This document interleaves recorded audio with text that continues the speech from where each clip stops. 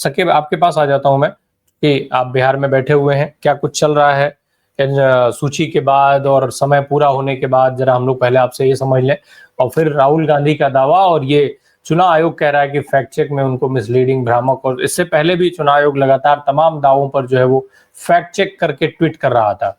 सकीब। जी, राजीव भाई, सबसे पहले मैं आपको अपने बारे में बता देता हूँ। राम प्रकाश भाई, हम लोगों ने इनॉमिनेशन फॉर्म जमा किया था। मेरे परिवार में 8 लोग थे, मैंने 8 का फॉर्म जमा किया था। कल जब मैंने चेक किया है तो 3 लोगों का नाम जो है वो उसमें आ रहा है कि आपका गणना प्रपत्र जमा हो गया है। 1 अगस्त की प्रकाशित ड्राफ्ट सूची में आपका नाम है। बाकी 5 लोगों के नाम के साथ ये आ रहा है कि आपका गणना प्रपत्र जमा हो गया है, ड्राफ्ट सूची में नाम है, दस्तावेज के लिए बीएलओ से संपर्क करें। जबकि मैंने 8 का दस्तावेज बीएलओ को दिया है। और ऐसे दर्जनों मामले मेरे पास कल से आ चुके हैं। दर्जनों साथी मेरे जो अपने मेरे सर्किल के दोस्त हैं, उन सब के साथ ये हो रहा है। किसी के परिवार में 2 लोगों का हो रहा है कि ठीक है, बाकी 5 लोगों को बताया जा रहा है कि बीएलओ से संपर्क करें दस्तावेज के लिए। अब ये दस्तावेज जो है, ये दस्तावेज जबकि सब लोगों ने जबकि हमारे जानने वाले जो लोग हैं वो कह रहे हैं हमने दस्तावेज बीएलओ को दिया है। बीएलओ से मैंने पूछा,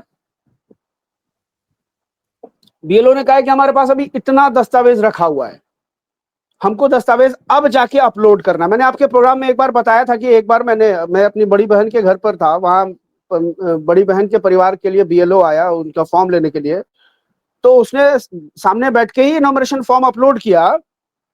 बाकी बहन के घर से सब लोगों ने दस्तावेज भी दिए, लेकिन वो दस्तावेज उसने अपलोड नहीं किया। मैंने पूछा कि ये दस्तावेज तो दे रहे हैं ये लोग, सारे लोग जो हैं, आप दस्तावेज अपलोड कीजिए। तो उसने मुझे दिखाया कि देखिए ऐप पर जो है वो दस्तावेज अपलोड करने का ऑप्शन ही नहीं है। इनॉमिनेशन फॉर्म का फ्रंट और बैक अपलोड हुआ, उसके बाद एक कॉलम है, उसको फिल करिए, सबमिट करिए।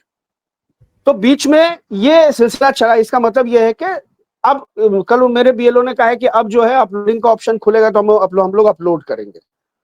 देखिए जो संख्या आई है। अच्छा, एक और मजे की बात मैं आपको बता देता हूं। कुम्हारर विधानसभा है पटना में, जन स्वराज पार्टी की नेत्री है वंदना कुमारी, चुनाव लड़ने की तैयारी कर रही हैं। वो बता रही थी कि उनके परिवार में 5 लोग हैं, 4 लोगों का नाम आ गया है, उनका नाम डिलीट कर दिया गया है। मतलब जब वो अपना एपिक नंबर डाल रही हैं तो वो दिखा रहा है epic number is not valid. मतलब आप सोचिए, जो वो कह रही है कि मैंने लोकसभा चुनाव में वोट डाला है, 18 सालों से मैं वोट डाल रही हूं और अब मेरा नाम डिलीट दिखा रही है। वो तो साफ साफ भारतीय जनता पार्टी पर आरोप लगा रही थी कि चूंकि कुम्हारर विधानसभा में भाजपा को इस बार अपनी हार दिखाई दे रही है, इसलिए हमको आइडेंटिफाई करके मेरा नाम डिलीट किया गया है कि हम चुनाव ही ना लड़ पाए। ये ग्राउंड रियलिटी में आपको अभी अभी एक मामले आया, अभी सैकड़ों मामले आएंगे रामप्रकाश भाई। अभी तो 24 घंटे भी नहीं हुए सूची को अपलोड किए हुए। कल 3 बजे दिन में सूची अपलोड हुई है, अभी हम 1 बजे दिन में बात कर रहे हैं। ये स्थिति बिहार की जमीन पर मैं आपको बता रहा हूं। अब आप सोच लीजिए कि मुझे लग रहा था कि मेरा नाम शायद नहीं आएगा, क्योंकि मैं उपद्रवी बवाली की गिनती में आता हूं प्रशासन की नजर में, तो मेरा नाम काटेंगे। लेकिन मेरा नाम जोड़ा है, और जोड़ा सबका नाम है, लेकिन मेरा तो दस्तावेज सही जोड़ दिया है। अब देखिए क्या है कि कल एक शिष्टमंडल भी मिला है चुनाव आयोग से जाकर के, विपक्षी दलों का एक कानूनी और चुनाव संबंधी जो उप समिति बनी है, अभी इंडिया गठबंधन की कोऑर्डिनेशन कुछ कमेटियां बनी है, जो उन कमेटी के कुछ सदस्यों ने जाके बिहार के चुनाव जो आयुक्त हैं विनोद गुंजियाल साहब, उनसे मुलाकात की है। उन्होंने, अब वो बाहर आके जो प्रेस कॉन्फ्रेंस कर रहे थे उसमें उन्होंने कहा कि देखिए हमने पूछा कि आपने जो है ये 22 लाख का जो मृत का जो डेटा दिया है, ये आपके पास इसका आधार क्या है? क्या परिजनों ने आपको कोई मृत्यु प्रमाण पत्र सौंपा, लिखित में कोई दिया? तो नहीं, हमने पता किया, पड़ोस वाले ने कहा कि अब ये मर गया है, हमने काट दिया। और अस्थायी रूप से जो विस्थापित बताए जा रहे हैं उनके साथ भी यही किया है। चुनाव आयोग यही जवाब दे रहा है, बिहार चुनाव आयोग, कि हम गए गांव में, पता किया, अगल बगल वालों ने बताया, बोले कि अब ये यहाँ नहीं रहते हैं, हमने काट दिया उनका। अरे भाई, यहाँ नहीं रहते हैं तो इसका ये मतलब थोड़ी है कि वो चुनाव, हो सकता है वो चुनाव दर चुनाव आते हो, वोट डाल के चले जाते हो। मेरा बड़ा भाई दिल्ली में रहता है, वो चुनाव देने के अभी अभी वोटिंग का टाइम आएगा, वो आ जाएगा, आके वोट डालेगा, फिर दिल्ली चला जाएगा। ये मेरे घर का मामला है खुद का।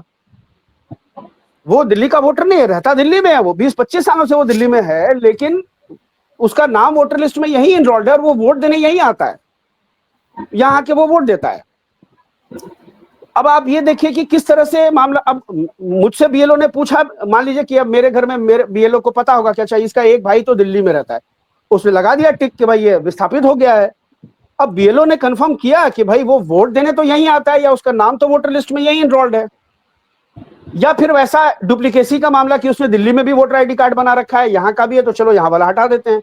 ये प्रूफ तो मिलेगा, इसका कोई आधार होगा ना, आप वेरीफाई करिएगा। और ऐसे कैसे आप कोई वेरीफाई कर लीजिएगा कि कोई आदमी आपको पड़ोसी बता देगा कि फलाना आदमी मर गया है, आपका नाम हटा देंगे।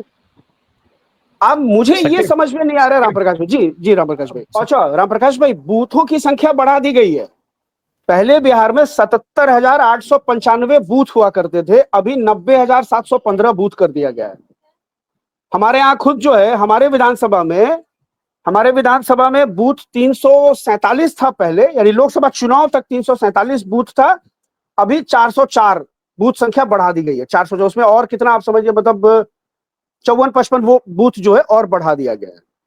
अब सवाल ये है रामप्रकाश भाई, अभी तो ये जो फॉर्म, जब इस तरह से फॉर्म जमा हुए, जो हम लोगों ने विजिबल फॉर्मेट में देखा, वीडियोस देखे उसके कि किस तरह फॉर्म जमा हो रहे हैं, कि एक बीएलओ जो है हजारों फॉर्म लेके बैठा है, अपने ही से भर रहा है, अपने ही से साइन मार रहा है और अपलोड मार रहा है। तो इस तरह की जब प्रक्रिया से सारा फॉर्म अपलोड हुआ है और दस्तावेज नहीं मिले हैं, तो अभी तो आप जो ये 1 महीने का जो पीरियड आज से शुरू हुआ है, अब आज से लेकर के जो 30 अगस्त तक का जो पीरियड है, उसमें दस्तावेज मांगे जा रहे हैं। अब जिनके पास वो 11 दस्तावेज नहीं है, अगर वो नहीं जमा कर पाते हैं तो क्या फिर उनके नाम और कटेंगे? यानी अभी और कटने की संभावना है। अभी फाइनल लिस्ट नहीं है, ये तो कच्ची लिस्ट आई है, अभी एक टेंटेटिव ड्राफ्ट है। फाइनल लिस्ट में क्या 20, 25, 30 लाख, एक आध करोड़ लोग और निकाल दिए जाएंगे?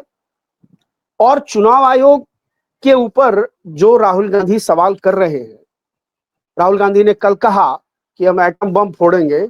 मतलब हम लोग केमिस्ट्री के छात्र तो नहीं रहे हैं, लेकिन केमिस्ट्री का जो मिनिमम लोग फॉर्मूला जानते हैं कि एटम जो है न्यूट्रॉन और इलेक्ट्रॉन और तीन क्या इससे बनता है, मॉलिक्यूल से बनता है। तो क्या ये तीनों जो है ज्ञानेश कुमार के आयोग वाले तीनों तो नहीं है? इनको एटम बम बना के तो नहीं फोड़ देंगे ये राहुल गांधी? यही तीनों मिला के एटम बना देंगे। तो और राहुल गांधी के बारे में एक बात तो हम चारों लोग पूरी जिम्मेदारी से कह सकते हैं, ओम सैनी सर भी, अरुण सर भी, कि राहुल गांधी नरेंद्र मोदी की तरह गप नहीं मारते हैं। मतलब चंडू खाने की गप हम लोग उसको बोलते हैं कि भाई वो जीत जाएंगे तो तुम्हारा मंगलसूत्र छीन लेंगे, गाय बेच देंगे, कमरा ले लेंगे, है ना। और मियां पटेल को मुख्यमंत्री बनाने के लिए मनमोहन सिंह के यहाँ पाकिस्तानी मीटिंग हुई है, फलाना ढिमाका, इस तरह की बात राहुल गांधी नहीं करते। ये इसका कॉपीराइट देश में एक ही आदमी के पास है। राहुल गांधी ने अब तक पिछले 11 सालों में जो कुछ भी कहा है, इन्होंने लाख खरबों रुपए फूंक दिए राहुल गांधी को पप्पू बनाने के लिए, लेकिन राहुल गांधी ने जो जो बातें कही, आज वो तमाम बातें सच साबित होती हैं। चाहे वो डेमोनेटाइजेशन को लेकर के हो, चाहे वो कोविड को लेकर के हो, चाहे वो किसान आंदोलन को लेकर के हो, तमाम बातें आज धरातल पर आपको सही दिखाई देती हैं राहुल गांधी की। इवन ट्रंप के ट्रेड वॉर को लेकर के भी जो राहुल गांधी ने कहा है वो प्रूव्ड हुआ है, यहां ये हो रहा है। तो इसलिए राहुल, और अब राहुल गांधी की बात को लोग सीरियस लेने लगे हैं, इसलिए चुनाव आयोग इतना बौखला गया कि चुनाव आयोग एलओपी को, ये एलओपी को तो कल से जो है निठल्ले भक्त जो है एलओपी को लीडर ऑफ पाकिस्तान लिख रहे हैं सोशल मीडिया पे। राहुल गांधी फोटो लगा के उसके नीचे एलओपी लिखते हैं, उसके बाद फुल फॉर्म उसका लिखते हैं लीडर ऑफ पाकिस्तान, ये चला रहे हैं। लेकिन चुनाव आयोग जैसी संस्था देश के नेता प्रतिपक्ष को के बारे में इस तरह कहेगा कि राहुल गांधी की बातों पर ध्यान देने की जरूरत नहीं है, इधर से सुनिए इधर से निकालिए। मतलब क्या ज्ञानेश कुमार खुद को खुदा समझ बैठे हैं? तुमसे पहले जो यहां एक शख्स तख्त नशीं था, उसको भी अपने खुदा होने पे उतना ही यकीन था। ये शेर सुना है हम लोगों ने बचपन में।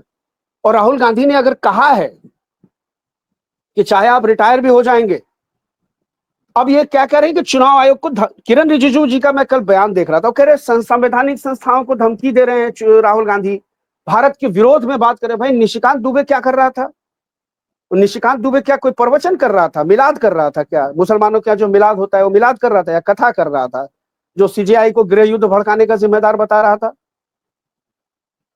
और याद है, हम लोगों को तो याद नहीं, हम लोगों ने पढ़ा है कि जब 1998 में या शायद 80 के दशक में जब जनता दल की सरकार थी, तो उस टाइम में जनता दल की सरकार ने कहा था कि अगर दोबारा हम लौट करके आएंगे, तत्कालीन राष्ट्रपति नीलम संजीव रेड्डी, उनके खिलाफ हम महाभियोग लाएंगे।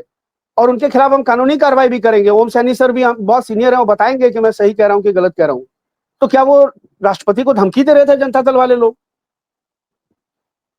और आज चुनाव आयोग का ये हाल है सर। मैं अविभाजित बिहार में 1998 में झारखंड में राजमहल लोकसभा की सीट जो है भारतीय जनता पार्टी के कैंडिडेट ने मात्र 9 वोटों से जीती थी।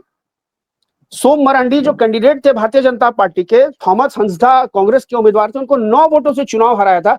आप अंदाजा लगाइए, अगर आज कोई व्यक्ति 9 वोटों से चुनाव जीत जाए तो क्या हम जैसे आप जैसे लोग भरोसा कर सकते हैं कि ये फेयर चुनाव हुआ होगा? खुद उम्मीदवार जो कांग्रेस के उम्मीदवार थॉमस हंसदा 9 वोटों से हारे, उन्होंने मान लिया, एक्सेप्ट किया हार को। क्या आज कोई उम्मीदवार तैयार हो जाएगा कि हम 9 वोटों से चुनाव हार जाएंगे? वो तो क्लेम करेगा। इतनी विश्वसनीयता आपने घटा दी है। टीएन सेशन जो है, जेम लिंगदो, टीएन सेशन जैसे चुनाव आयुक्त हुए इस देश में, केजरीवाल जैसे चुनाव लोगों ने चुनाव प्रबंधन कराया, हम लोगों ने देखा है उसको। तो आप कर क्या रहे हैं? देश की संवैधानिक संस्थाओं पर अगर देश के लोक मतलब लोकतंत्र में लोक का विश्वास अगर संवैधानिक संस्थाओं पर खत्म हो जाएगा तो लोकतंत्र फिर बचेगा क्या? बिल्कुल, फिर बिल्कुल। अनार्की है। और पूरी दुनिया में अब तो इस बात की चर्चा होने लगी है कि भारत में अब इलेक्टोरल ऑटोक्रेसी चल रही है। जो चुनकर के आए वो तानाशाह बने बैठे हैं रूस की तरह।